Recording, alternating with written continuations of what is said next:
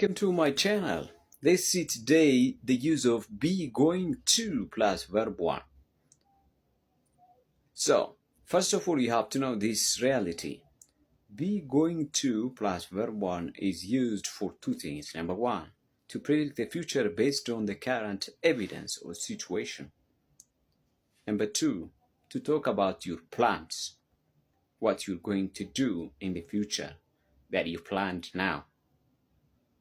ስለዚህ መጀመሪያ ቢ ጎይንግ ቱ የምንጠቀመው ለሁለት ነገር ነው ማለት ነው። አንደኛ የመጀመሪያው ቱ ፕሪዲክት ዘ ፊውቸር ቤዝድ ኦን ዘ ካረንት ሲቹዌሽን ማለት አሁን ያለውን ነባራዊ ሁኔታ ግንዛቤ ውስጥ በማስገባት የወደፊቱን እንደዚህ ሊሆን ነው ስትሉ ማለት ነው።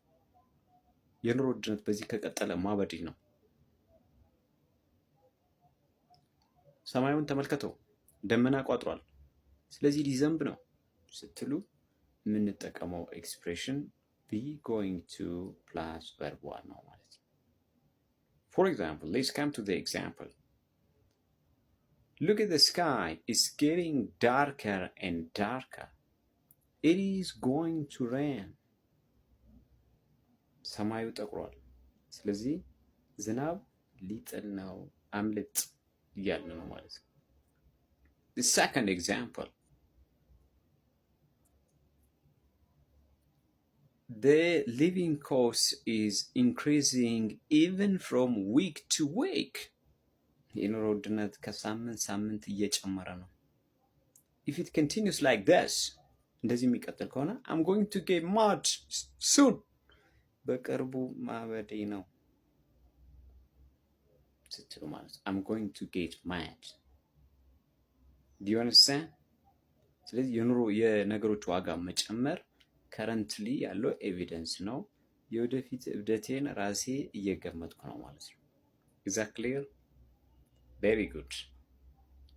The next use or the second use of be going to is to talk about our fixed plans. በቋሚነት ያቀድናቸውን ስራዎች ነገ እንደዚህ ያደርጋለሁ፣ ቀጣይ ዓመት እንደዚህ ይሆናል የምንላቸውን ፊክስድ ፕላኖች be going to plus verb 1 እንጠቀማለን ማለት ነው። For example, ሰላም ቀጣይ ሳምንት ልታገባ ነው። ሰላም is going to get married next week. It's her plan. ፕላኗ ነው ማለት ነው። ሰርጌ ቀጣይ ሳምንት ነው ብላ አቅዳለች ማለት ነው። This is her plan. So you can say like this. ቀጣይ ዓመት በኢኮኖሚክስ በመጀመሪያ ዲግሪ ከሐዋሳ ዩኒቨርሲቲ እመረቃለሁ። I'm going to graduate in economics in BA degree from Hawassa University. I am going to graduate. Is that clear? Very good. So go to the comment section and you have to say like this. Comment section ላይ ገብታችሁ እስኪ እንግሊዘኛዬን በዚህ ከቀጠልኩ ቀጣይ ሳምንት እንግሊዘኛ በደንብ እችላለሁ ብላችሁ ኮሜንት ሴክሽን ላይ ታስቀምጣላችሁ ማለት ነው። ባይ ባይ till next video.